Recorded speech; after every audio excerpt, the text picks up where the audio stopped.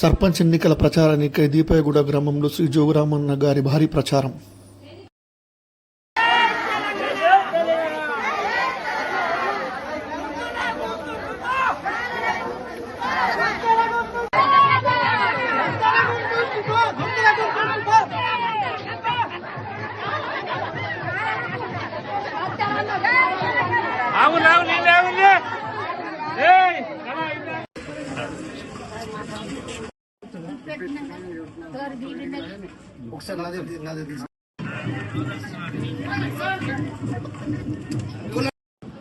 అందరు ఆశీర్వాదం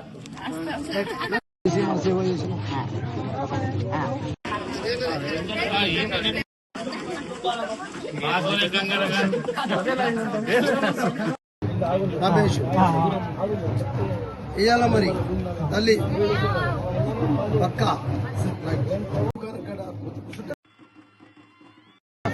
మనం ఆడలాగుంది మర్ర కథ అయితే వస్తుడు.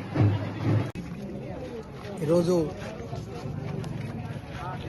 సర్పంచ్ ఎన్నికల ప్రచారంలో భాగంగా మా సొంత గ్రామమైనటువంటి దీపాయగూడలో మరి ఏదైతే సర్పంచ్ మరియు వార్డు సభ్యుల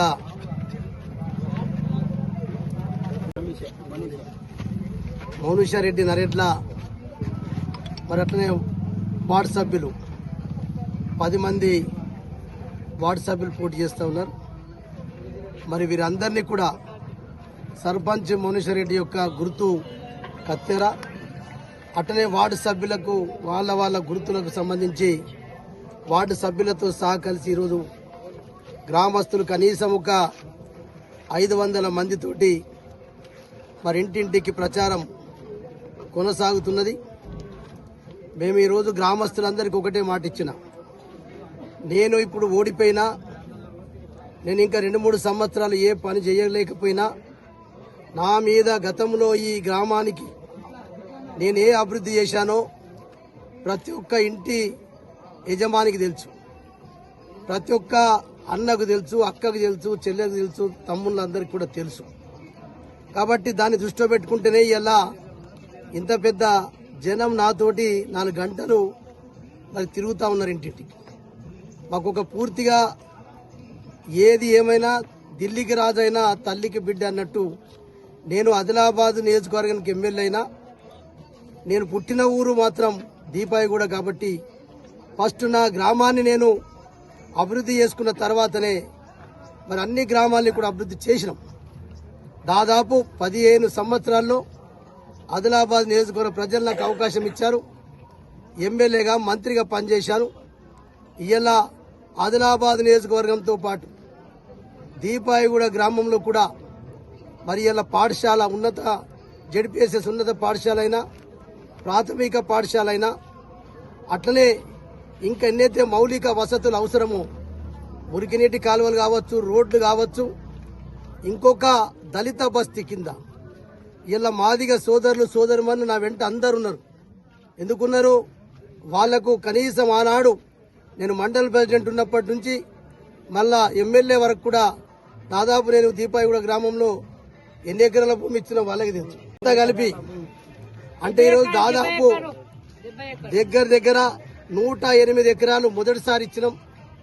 108 తర్వాత మళ్ళీ నాకు తెలిసి ఒక 50-60 ఎకరాల భూమి ఇచ్చినాం.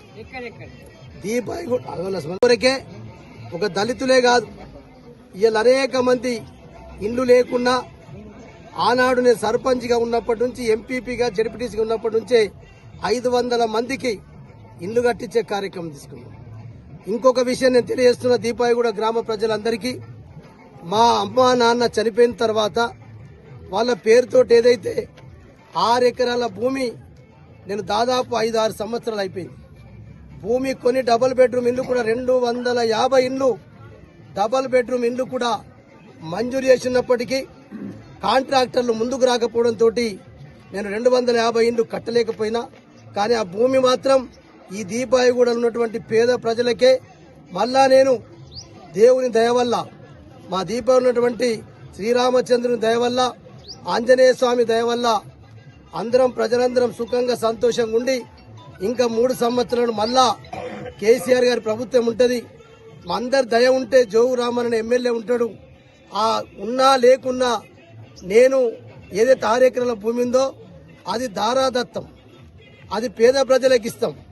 దాని మీద కొంతమంది ప్రచారం చేస్తారు, ఓడిపోయిండు భూమి, నేను భూమి దున్నుకోవాలంటే దున్నుకోవచ్చు, నాకు ఎవ్వడికి ఇచ్చిన సొత్తు కాదు.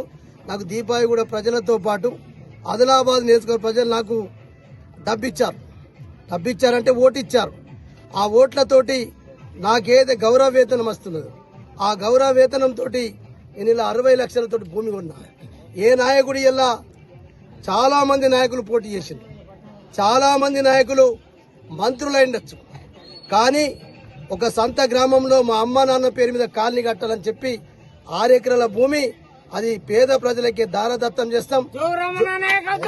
జోగు భోజమ్మల పేరుతోటి ఆ కాలనీ ఏర్పాటు చేస్తామని చెప్పి నేను అందరికి హామీ ఇస్తున్నా. దాంట్లో ఎలాంటి అనుమానం లేదు.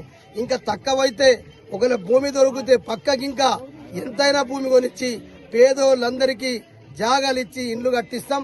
అది పక్కా నా ఆశయం ఉంది. అది ఒకటే మిగిలి ఉంది. అది పేదోళ్ళందరికీ తప్పకుండా ఇండ్లు కట్టిస్తాం. 6 ఎకరాలు సరిపోకపోతే ఇంకా 2-3 ఎకరాల భూమి కొంటాం, ఎక్కడ దొరికినా కొంటాం, కానీ ఇండ్లు కట్టించే మాత్రం